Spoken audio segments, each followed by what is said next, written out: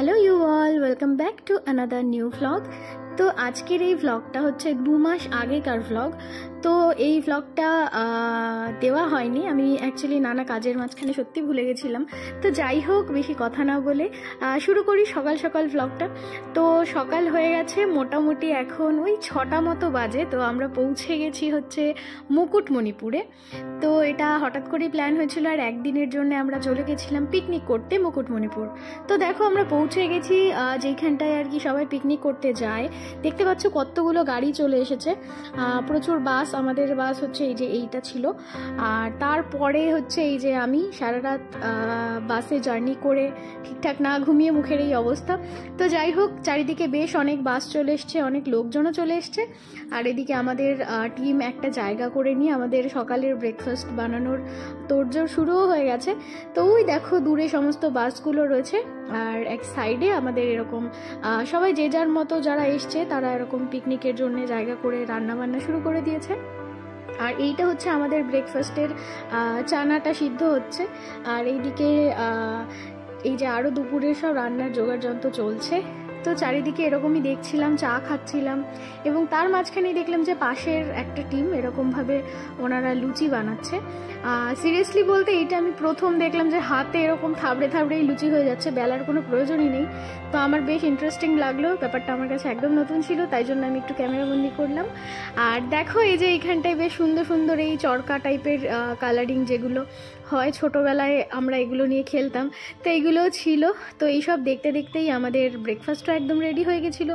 তো ব্রেকফাস্টে ছিল লুচি, ছোলার ডাল মানে চানার ডাল, আর হচ্ছে ডিম সেদ্ধ।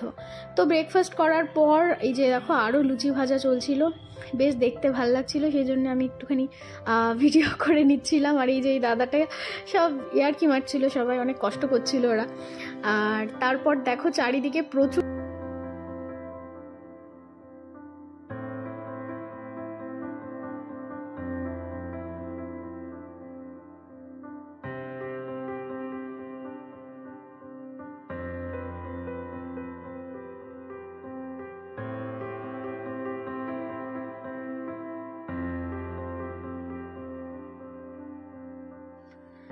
তো আমাদের রুমের বারান্দা থেকে ঠিক এতটাই সুন্দর লাগছিল চারিদিকটা দেখতে। আর এটা হচ্ছে আমাদের গেস্ট হাউসের যেই নাম্বারটা দেওয়া রয়েছে, দেখো তোমরা কিন্তু কন্ট্যাক্ট করতে পারো এখানটায় গেলে। আর যদিও আমাদের পিকনিকের স্পটটা থেকে বেশ খানিকটা দূরে ছিল, তো তারপর আমরা আবার চলে এসেছি পিকনিকের ওখানটায় আর রান্নাবান্না দেখছিলাম। তো দেখলাম যে এসে এইখানে দুপুরের রান্নাবান্না অলরেডি শুরু হয়ে গেছে, মাটন সিদ্ধ করা হয়ে গেছে, আর এদিকের সব গুছানো চলছে। তো আমরা একদম চলে এসেছি ড্যামের পাশে, যেখানটায় বাজার রয়েছে, অনেক দোকান রয়েছে যেখানটায়।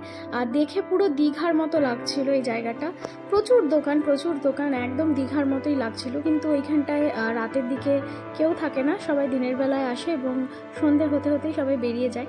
তো যাই হোক, আমরা ওই সব দোকানপাটগুলো দেখছিলাম, কী কী জিনিস পাওয়া যায় দেখতে দেখতে আমরা বোট রাইড করব বলে ওই দিকেই এগোচ্ছিলাম। আর দেখো এই দিকটাতেও কত লোক এসছে, এইদিকেও কত গাড়ি পিকনিক করছে সবাই। মানে এইখানটায় রীতিমতো মেলা বসেছিল, মানে পুরো এরিয়া জুড়ে মনে হয় কয়েক লক্ষ লোক রয়েছে এখানটায় পিকনিক করতে এসছে যারা। তো যাই হোক, আমরা বোট রাইড করব বলে টিকিট কাউন্টারের দিকেই যাচ্ছিলাম। তো টিকিট কাউন্টারে পৌঁছে গেছি। আর এই যে দেখো ওদের রেড চার্টটা রয়েছে এখানটায়, তোমরা দেখে নিও কেউ গেলে। আর এখান থেকেই আমরা টিকিট নিয়ে তারপর বোটের দিকে যাচ্ছিলাম। অ্যাকচুয়ালি বোট বলতে নৌকো ছিল, মোটর লাগানো যেই নৌকোগুলো। তো আমাদের বোটের কাছে চলে এসেছি, এই যে এইটা আমাদের ছিল বজরংবলী। তো ভালো মতো আমরা সুন্দর করে উঠে বসে পড়ব, এবং বসে পড়ার পর তো চলো দেখা যাক এটা কখন ছাড়ে। তো ওনারা যেটা বলছিল যে মোটামুটি 22-23 জন না হলে ওনারা ছাড়েন না। তো আমরা ছিলাম মোটামুটি 4 জন আমাদের টিমে, আমরা যারা এসেছিলাম তাদের মধ্যে থেকে আমরা 4 জনই গেছিলাম একসাথে। আর আমরা ওয়েট করছিলাম বাকি লোকদের আসার। আর দেখো এইখানটায় এত শ্যাওলা জলের মধ্যে ছিল যে দেখে রীতিমতো ভয় করছিল, এখানে বাই চান্স যদি কেউ পড়েও যায় সে শ্যাওলাতেই বেঁচিয়ে যাবে, এত শ্যাওলা ছিল। তো যাই হোক, তারপর আরও একটা টিম আসলো, যাদের অনেকজন ছিল, প্রায় 18-19 জন ছিল। তো যাই হোক, তারপর ওনারা আসার পর আমাদের নৌকোটা ছাড়া হলো এবং আমরা আমাদের গন্তব্যের দিকে যাচ্ছি, প্রথম গন্তব্যের দিকে। তো চলো যেতে থাকি। তো তো আমি একদম সামনের দিকে বসেছিলাম যাতে ভালো করে একটু ফটো ভিডিও তোমাদের জন্য আর আমার নিজের জন্যও নিতে পারি। কিন্তু যে টিমটা ঢুকেছিল তাদের মধ্যে দেখলে একজন এসে একদম সামনে বসে পড়েছে। তো রীতিমতো তার সাথে একটু বচসাও হয়ে গেছিলো আমাদের, আর মুডটা অফ হয়ে গেছিলো। তো যাই হোক, এসব তো হতেই থাকে।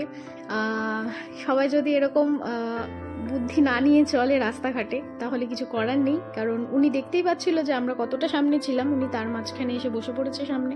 তো যাই হোক, এরকম তো হতেই পারে আর কি, সবার তো বুদ্ধি সমান নয়। তো যাই হোক, তারপর আমরা মুডটা অফ করে কিছুক্ষণ যাচ্ছিলাম। তারপর ভাবলাম যে শুধু শুধু নিজেদের মুড অফ করে তো লাভ নেই, উনি তো ঝগড়া করে উনি খুশি আছেন, কিন্তু আমরা মুড অফ করে বসে থেকে আমাদের লাভ নেই। তো এত সুন্দর একটা জায়গা, এত সুন্দর লাগছে দেখতে, মুড অফ করে লাভ নেই, চলো সুন্দর করে ভিডিও এবং ফটো করতে থাকি। তো তারপর আমরা আস্তে আস্তে চলতে শুরু করলাম, আর দেখো সামনের দিকটা জাস্ট অসাম লাগছিল দেখতে।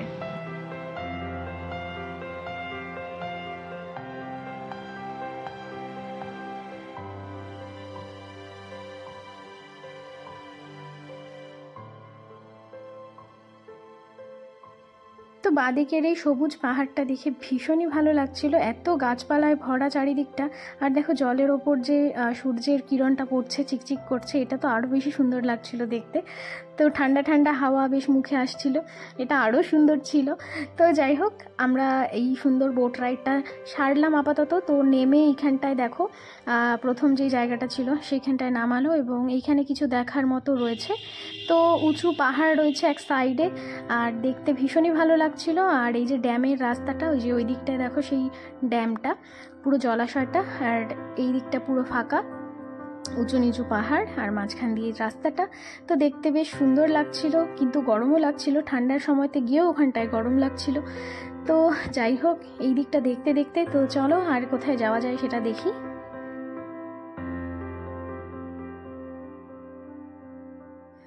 তো ওই যে ডান দিকে সাদা বাধাই করা যে উঁচু পাহাড় মতো ছিল, তো আমরা এখন সেই দিকটাতেই যাব, ওইখানটাতেই সবাই যাচ্ছিল।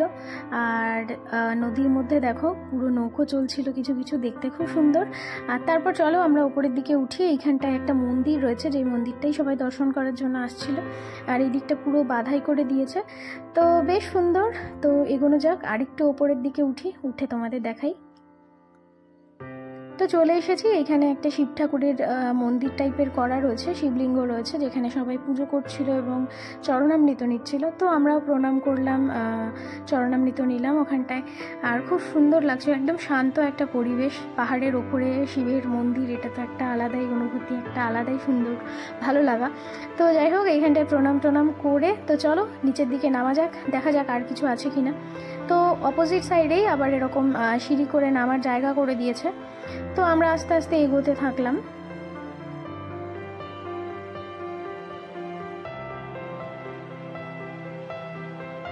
তো নেমে আসার পর আমরা ফিল করলাম যে যেই রাস্তাটা দিয়ে আমরা উঠেছিলাম, তো সেই রাস্তাতেই আবার নামিয়ে দিল উল্টো দিক দিয়ে। তো যাই হোক, এখানেও বেশ কিছু দোকানপাট ছিল।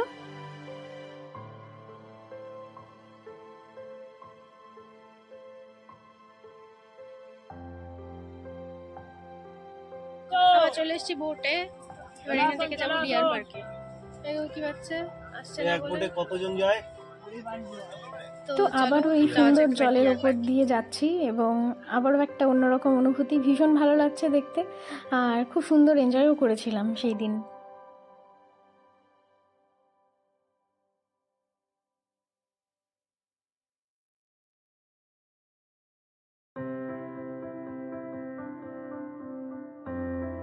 তো চলে এসেছি আমরা ডিয়ার পার্কে, আর এখানটায় দেখো কত নৌকো রয়েছে, কত লোকজন। আর এইটা দেখে আমার পুরো সুন্দরবনের মতো ফিল হচ্ছিল, কারণ সুন্দরবনেও এরকম কোনো স্পটে যখন নামছিলাম এত ভিড় ছিল নৌকোর, আর এত লোকজন এরকমই ছিল। তো নেমে আসলাম, নেমে আসার পর ডিয়ার পার্কের দিকে যাচ্ছিলাম। তো যেতে যেতেই আমাদের ঠিক কি যেন একটা মনে হলো যে সেরকম কিছু হয়তো নেই। আর কিছুজন আসছিল যারা, তারাও বললেন যে ফালতু কিছুই নেই, সেরকম কিছু হরিণ রয়েছে, কিন্তু হরিণ যদিও আমরা দেখেওছি এর আগে, তাছাড়া সেরকম কিছুই নেই। তো তারপর আমরা কিছুটা যাওয়ার পর ডিসাইড করলাম সবাই যে থাক যাব না। আর অ্যাকচুয়ালি আমরা সবাই খুব টায়ার্ডও ছিলাম, কারণ আগের দিন সারা রাতের একটা জার্নি ছিল। তো তারপর মনে করলাম যে থাক আর যাবো না, আর ভালোও লাগছে না, আর কিছু জনেরকে ওরকম বলতে শুনে যে আর কিছুই নেই এদিকে, তো সেই জন্যে আরও ইচ্ছে করলো না। তো তারপর আবার আমরা পিকনিক স্পটের দিকে আবার ব্যাক করছি নৌকোয় করে। আর আবারও এই সুন্দর জল, শান্ত জল, ঠান্ডা হাওয়া, এসব উপভোগ করতে করতে আমাদের পিকনিক স্পটের দিকে এগোতে থাকলাম।